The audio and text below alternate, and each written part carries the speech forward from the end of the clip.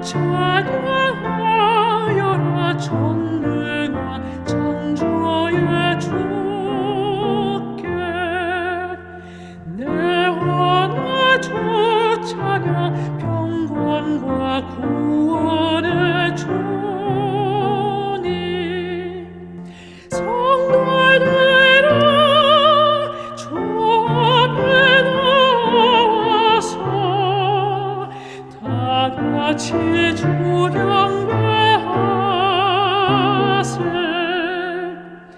다 찬양하여라 놀라운 만유의 주께 포근한 날개로 늘 품어 주시는 주님 성도들아 하나님 허락하신 이뤄갈 모든 것 보라 다 찬양하여라 우리를 창조한 주께 사랑과 은혜로 돌보아 주시는 주님 슬플 때에 위로해 주시는 이 영원히 주 찬양하라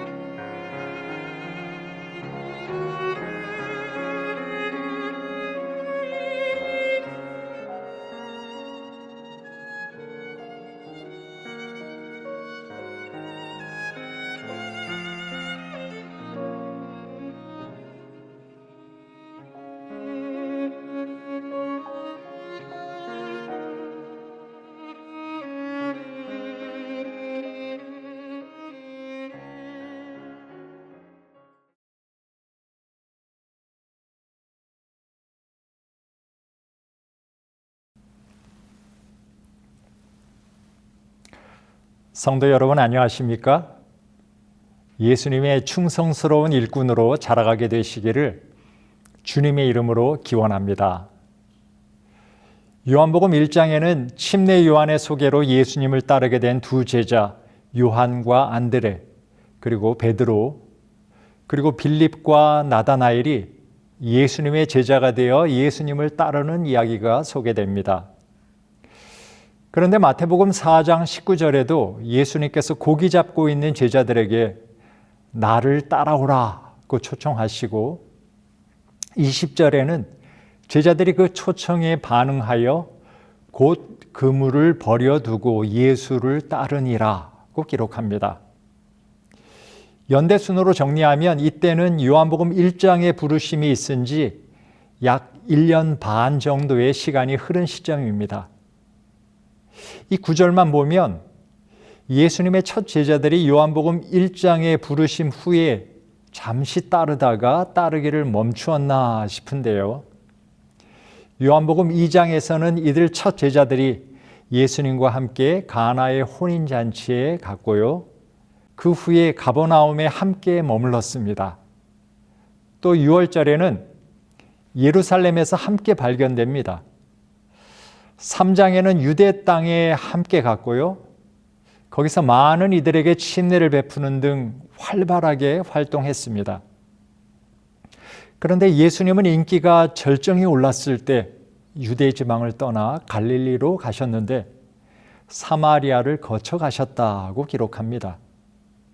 이때도 제자들이 예수님과 동행했습니다. 이들 첫 제자들은 1년 이상 예수님을 수행하며 보고 배웠고 예수님께 나온 자들에게 침례도 베풀었습니다. 그런데 그 제자들을 예수님께서 다시 부르신 것입니다.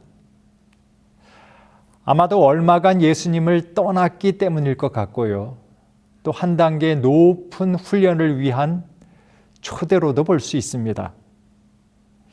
이번에는 내가 너희를 사람을 낚는 어부가 되게 하리라는 약속을 주셨습니다. 이제부터는 주님의 일꾼이 되도록 훈련하시려는 것입니다. 사실 이들은 지난 1년 반 가까이 예수님을 따랐지만 모든 것을 버려두고 따르지는 못했습니다. 시대의 소망 248페이지에 이렇게 말씀하십니다. 이때까지는 제자 중 아무도 동역자로서 예수님과 온전히 연합하지 못했다. 그들은 예수께서 행하시는 많은 이적을 목격하였고 그분의 교훈에 귀를 기울였다. 그러나 그들은 이전의 생업을 완전히 버리지는 못하였다. 그러나 이제 예수께서 그들의 이전 생애를 버리고 그들의 관심을 당신의 관심에 연합시키라고 요청하셨다고 하십니다. 이렇게 예수님의 두 번째 부르심을 이야기한 사건이 있었는데요. 누가복음 5장에 소개되는 사건입니다.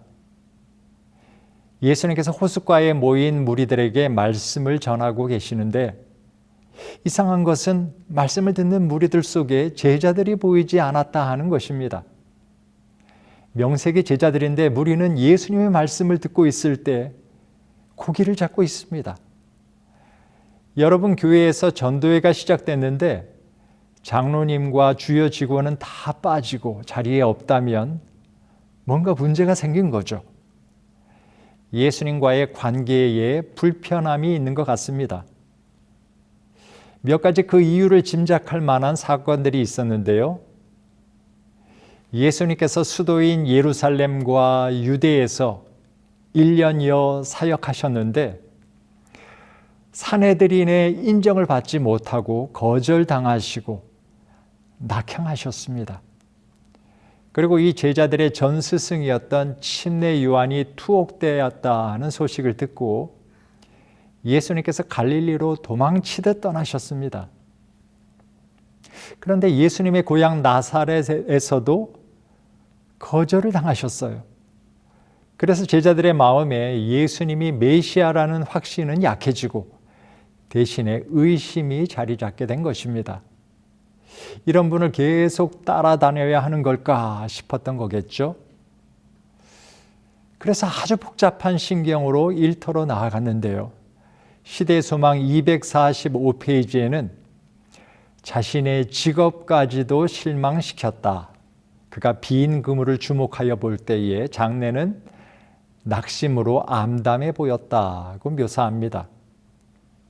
이 제자들은 예수님 생각을 머리에서 잠시라도 지우고 싶었던 것 같습니다. 그러나 이들과 달리 예수님의 생각은 한결같이 이들에게 향해 있었습니다. 예수님은 제자들의 번민을 아셨고 그들의 갈등과 아픔을 이해하셨습니다. 그러나 예수님을 잊어버리는 것이 해결책이 아님을 깨닫기를 바라셨습니다. 예수님을 삶에 모시기까지는 고민이 계속될 것을 아셨던 것입니다. 그래서 예수님께서 어떻게 하셨나요? 먼저 베드로의 배에 올라 말씀하십니다. 예수님께서 시몬 베드로의 배에 오르셨는데요. 예수님께서 배에 오르시자 육지에서 조금 띄우기를 요청하십니다. 그리고 자리에 앉으셔서 청중을 가르치시기를 계속하셨습니다. 베드로의 배는 고깃배였지만 진리를 가르치는 설교단이 된 것입니다. 아이러니하게도 배가 비어 있었기 때문에 쉽게 오르실 수 있었고요. 배가 비어 있었기 때문에 용도 변경하는 데 어려움이 적었습니다. 사랑하는 여러분, 땅이 혼돈하고 공허하며 흑암이 깊음 위에 있을 때가 창조주 하나님의 역사가 시작되기 좋은 때입니다. 하나님의 영이 활동하시고 하나님의 말씀이 임하시기 좋은 때입니다. 여러분, 우리 인생이라는 배가 텅 빈 듯한 경험을 하게 된다면 예수님께서 내 인생에 들어오셔서 달리 사용하시려고 하시는구나 깨닫게 되시기를 바랍니다. 빈 배는 예수님께서 타시기 좋은 환경입니다. 그래서 예수님께서 팔복 중에 첫 번째로 심령의 가난함을 언급하셨습니다. 만약 만선으로 돌아왔다면 예수님께서 배에 오르실 수 없었을지 모르겠습니다. 빈 배였기에 예수님께서 배에 쉽게 오르실 수 있으셨습니다.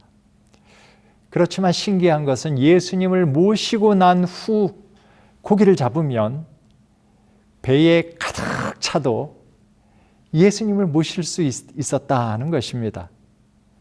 그러므로 고기 잡는 것보다 예수님을 모시는 것이 우선순위인 것입니다. 예수님을 믿으라고 하면 돈 좀 벌어놓고 믿겠다고 하시는 분을 보는데요.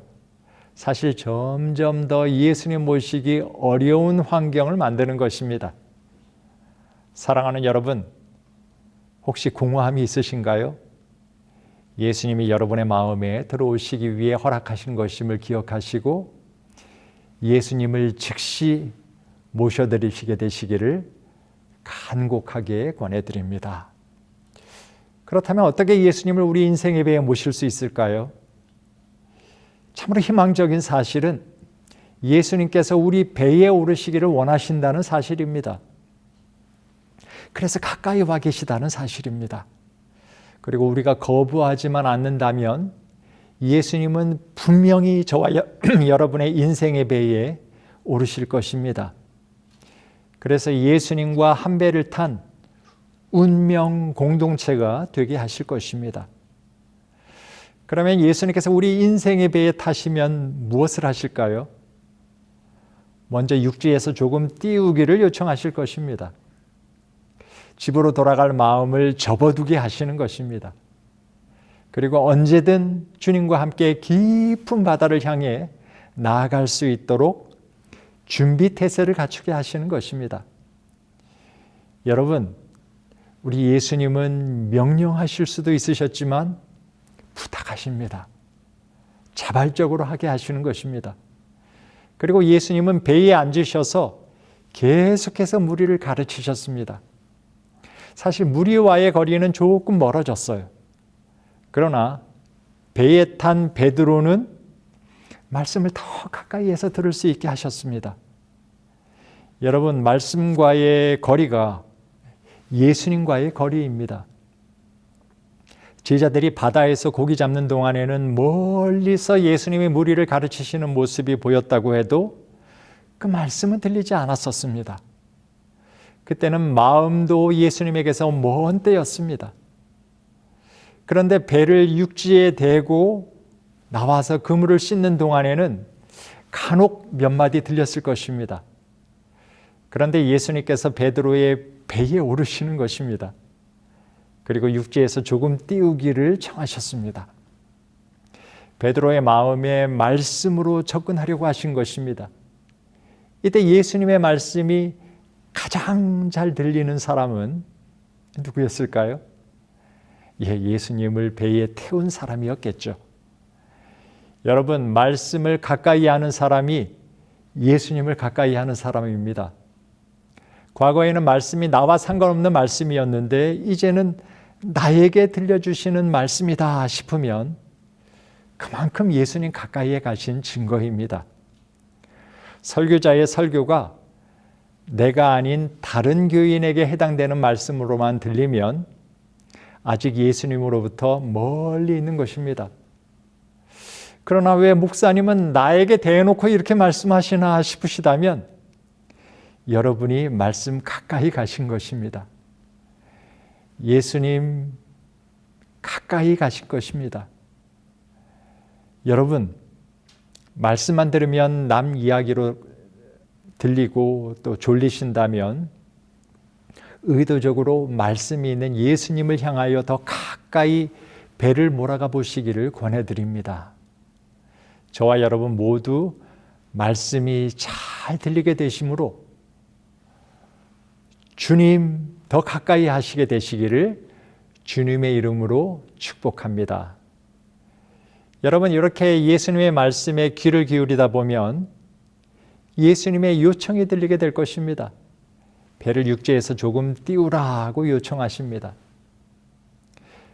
예수님과 한 배를 타고 한 소그룹으로 말씀을 조금 더 가까이에서 들어보라고 요청하시는 것입니다.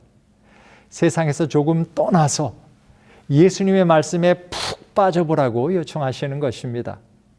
잠시 예수님과 함께 복잡한 세상을 떠나 별천지를 맛보는 경험을 하라고 하시는 것입니다.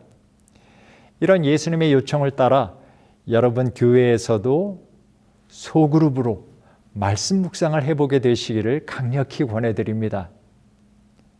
새로남교회 K 집사님은 2020년 말씀 묵상하는 방법을 처음 접하신 후 눈이 확 뜨이는 경험을 하게 되셨습니다.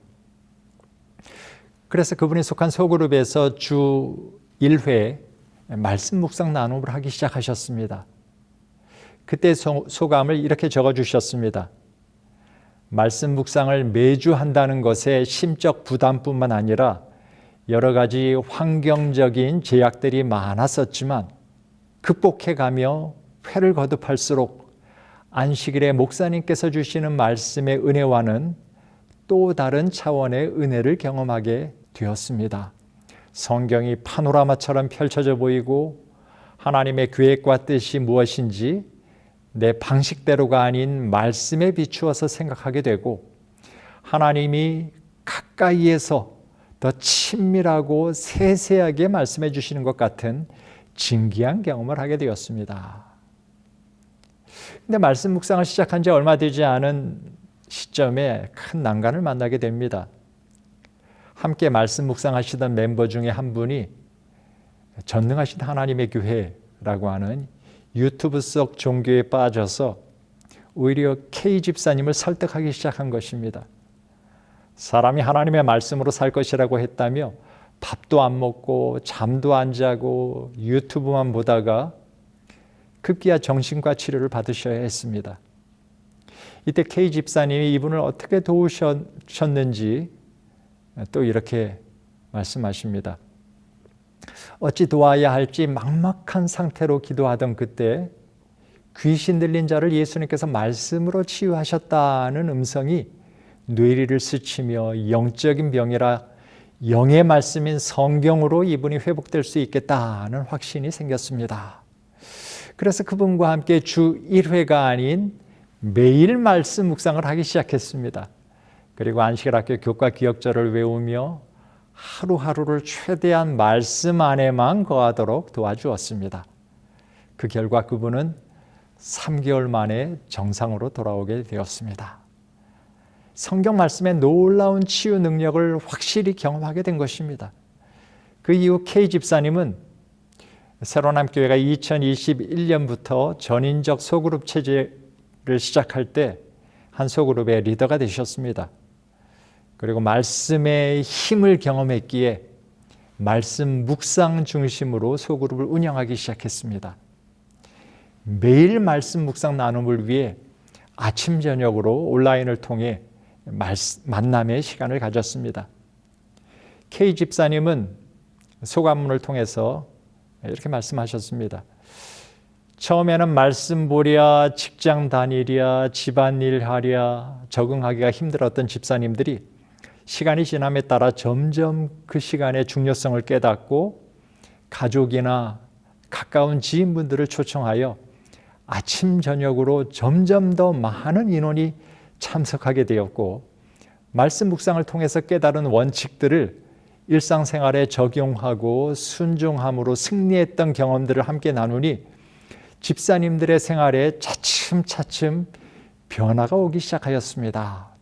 집사님들의 공통된 변화는 믿음이 더 공고해지고 삶의 목적을 분명히 알게 되고 인간 관계에서 오는 갈등들을 하나님의 말씀으로 해결하고 삶의 모든 부분에서 기도와 말씀을 기초로 생활하게 되었다는 것입니다.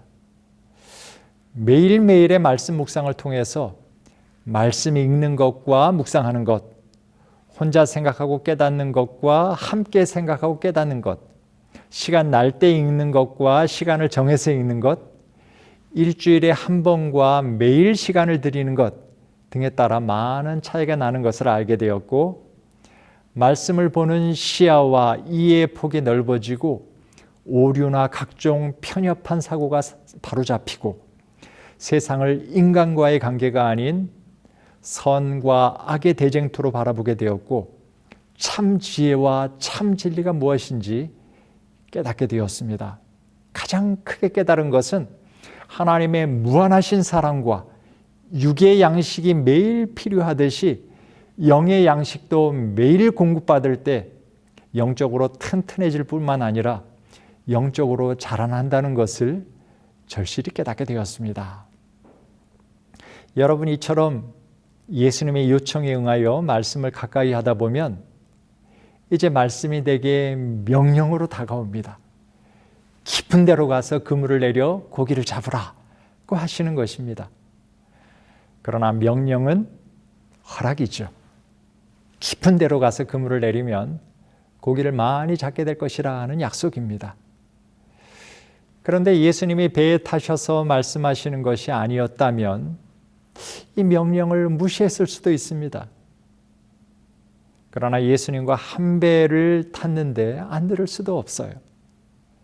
그리고 역시 같은 배에 타고 있던 배려 잘하는 동생 안드레가 아마 순종하는 데 적잖은 역할을 했을 것으로 보입니다. 그래서 베드로는 예수님의 명령에 순종합니다. 그러나 누가복음 5장 5절의 말투는 그렇게 달가워 보이지 않습니다. 선생님이여, 우리들이 밤이 맞도록 수고를 하였으되 얻은 것이 없지만은 말씀에 의지하여 내가 그물을 내리리이다. 베드로에게 있어서 이 명령은 순종하기가 쉽지 않은 말씀이었습니다. 배에 타시는 것까지는 그래도 선생님이시니 받아들이기가 그리 어렵지 않았어요. 육지에서 조금 띄워달라고 하시는 요청도 순종할 수 있었습니다. 그러나 고기 잡는 것에 대해서 말씀하시는 것은 아닌 것입니다. 저는 33년 무사고로 운전 하나는 잘하는 편입니다. 그래서 그런지 제가 운전할 때 아내가 옆에서 이래라 저래라 하면 별로 듣고 싶지 않아요. 그러나 저는 또 완전 길치라서 10번을 간 것도 언제 한번 와본 것 같다 정도입니다. 그러니 저보다 조금 더 길눈이 밝은 제 아내가 이리 가라 저리 가라 할 때 즉시 순종합니다. 요즘은 내비게이션이 있어서 그 말에 절대 복종하고 있습니다. 근데 참으로 간사한 것은 제가 이제 조금 알겠다 하는 구간에 들어서면 그렇게 고맙던 내비게이션이 이제 시끄럽게 느껴지는 것입니다. 베드로가 제일 잘하는 것은 고기 잡는 것이었죠. 언제 어디로 가면 어떤 고기가 있는지 훤하게 알았습니다. 그러나 지난밤에 처절하게 실패한 후 자존심이 완전히 상했습니다. 날개 잃은 새처럼 안쓰럽게 말까지 한대요. 나 하나님 없이도 살 수 있어요. 고기 잡으며 살면 되죠. 하는 마음을 하나님께서 꺾으신 것입니다. 그리고 자기를 믿지 말고 하나님을 믿어보라고 말씀하신 것입니다. 하나님의 명령은 주어졌고 이제 베드로가 선택해야 할 시간입니다. 베드로가 순종은 하면서도 말이 많습니다. 마지못해 순종하는 표를 팍팍 냅니다. 여러분 순종하기 싫은 때가 있죠? 그래도 순종하시기 바랍니다. 감정은 믿을 만한 지표가 아닙니다. 감정은 원수를 사랑할 수 없습니다. 그러나 예수님은 마태복음 5장 44절에 너희 원수를 사랑하라고 하셨어요. 네덜란드의 유명한 부흥사였던 코리 텐붐 여사와 그의 가족은 세계 제2차 대전 때 유대인을 집에 숨겨주었다는 죄목으로 체포되어 독일의 라스부르크 수용소에서 온갖 학대를 받았습니다. 전쟁이 끝난 후에 여사는 독일인에게 용서의 복음을 전하기로 했습니다. 가는 곳마다 용서의 복음이 선포되었고 예배가 끝나면 많은 사람들이 여사를 찾아와 손을 잡고 눈물을 흘리며 그녀를 통해 역사하시는 하나님의 놀라운 사랑에 대해 감사를 드렸습니다. 어느 날 집회를 마치고 여느 때처럼 손을 잡으며 인사를 나누고 있는데 저쪽에서 인사하기 위해 줄을 서서 기다리는 한 남자의 얼굴을 보는 순간 심장이 멎고 온몸이 얼어붙는 것 같았다. 그날의 경험을 이야기합니다. 그 남자는 포로 수용소에서 이 여사의 옷을 벗기고 채찍질하고 침을 뱉었던 사람이었습니다. 더구나 여사의 언니는 그 남자의 손에 많은 고문을 당하고 죽었습니다. 주님, 저는 저 사람만은 용서할 수 없습니다. 그녀는 속으로 몸부림쳤어요. 그러나 성령님께서는 계속 그 남자를 용서하도록 요청하셨습니다. 결국 그녀는 주님의 사랑으로 용서할 수 있도록 도와주세요 라고 기도하고 드디어 자기 앞에 선 그 간수의 손을 잡았고 그 순간 그녀의 영혼 속으로 파고드는 하나님의 사랑을 느끼게 되었다고 합니다. 훗날 코리 텐붐 여사는 이렇게 말했습니다. 그날 나는 새로이 기독교가 무엇인지를 참으로 깨달았고 미움을 사랑으로 승화시키는 위대한 하나님의 용서와 사랑이 어떠한 것인가를 깨닫는 엄청난 환희의 순간이었다. 사랑하는 여러분, 말씀이 하라고 하셨기에 순종하려고 하면 할 수 있게 된다는 것이 말씀의 능력입니다. 억지로라도 했는데 좋았다면 다음에는 하기가 훨씬 쉬워질 것입니다. 이왕 순종하려면 즉시 순종할수록 순종할 확률이 높아집니다. 나중으로 미루면 순종할 가능성이 뚝 떨어지게 되어 있습니다. 그걸 아브라함은 잘 알았어요. 창세기 22장에 사랑하는 아들 이삭을 번제로 바치라 하는 하나님의 말씀을 들었을 때 순종하기 위해 아침 일찍부터 서둘렀습니다. 그리고 그때 믿음의 조상이라는 타이틀을 얻게 되었습니다. 하나님 앞에서는 말씀을 듣는 자가 의인이 아니요 행하는 자가 의인이라고 로마서 2장 13절에 말씀하십니다. 말씀이 우리에게 유익하려면 믿음의 순종이 따라야 하는 것입니다. 여러분, 베드로는 어렵게나마 순종했고요. 그 결과 엄청난 능력을 경험합니다. 말씀을 의지하여 그물을 내리는 것이 무엇인지 희미하게 경험합니다. 말씀의 능력을 경험한 것입니다. 그 이후 베드로는 말은 나를 떠나서서 했지만 절대 놓치지 않겠다며 주님의 무릎 아래 엎드리는 모습을 보게 됩니다. 그리고 훗날 예수님 말씀 한마디라도 놓치지 않기 위해서라도 예수님을 절대 떠날 수 없다고 요한복음 6장 66절로 68절에 고백할 수 있게 되었습니다. 모두가 떠나가도 예수님을 떠날 수 없는 자가 된 것입니다. 말씀의 능력을, 말씀의 가치를 알게 되었기 때문입니다. 처음에는 사람 좋아서 교회 다니지만 말씀의 능력을 경험하지 못하면 다 떨어져 나가게 되어 있습니다. 내 기분과 형편을 따라 신앙하는 신자의 차원을 넘어서서 날마다 하나님을 떠나지 않는, 아니 떠날 수 없음을 고백하는 저와 여러분이 되시기를 간절히 바랍니다.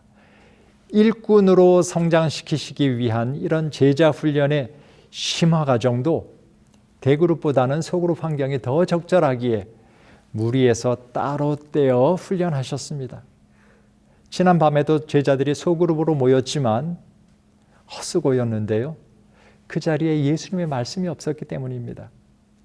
예수님을 떠나 살궁리하며 나누는 대화는 절망만 깊어지게 했습니다.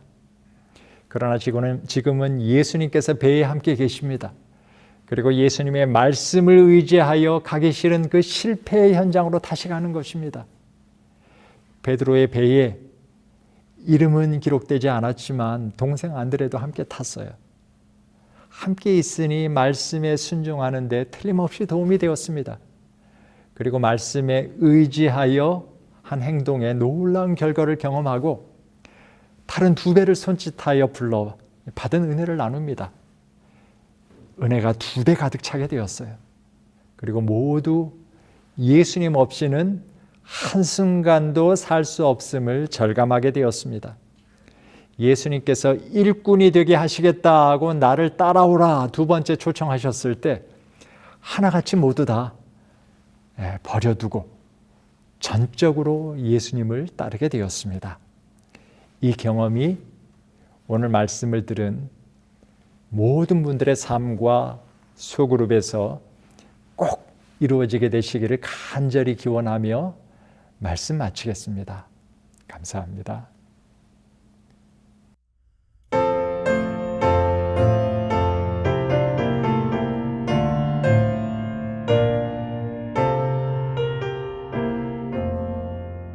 주 예수 이름 권세여 업디세 천사들 금별 유관을 드리고 만유의 초찬양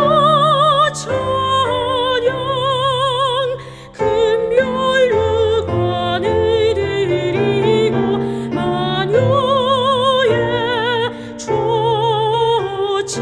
초찬양 주 예수 당한 고생을 못 잊을 죄인아 내 귀한 법에 바쳐서 만유의 초찬양 내 귀한 법에 바쳐서 만유의 초찬양 이 지구상에 있는 이 온 지파 족속들 장하신 위엄 높이여 만유의 초찬양 장하신 위엄 높이여 만유의 초찬양 저 모든 성도 다 함께 발 아래 절하고 무궁한 노래 불러서 만유의 초찬양 무궁한 노래 불러서 만유의 초찬양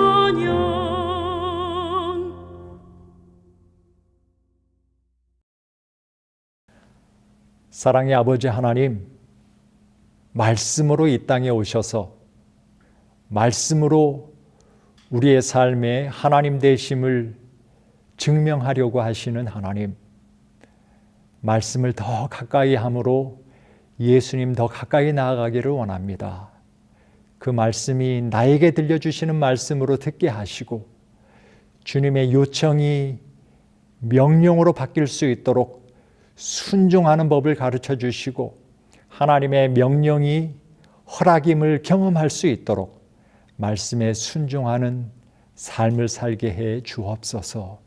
그래서 예수님께서 우리를 일꾼으로 거듭나게 하셔서 주님의 동역자로 삼고자 하실 때 주님 부르심에 기꺼이 응하는 주의 모든 일꾼들 되도록 축복하여 주옵시기를 예수님 이름으로 간절히 기도합니다. 아멘.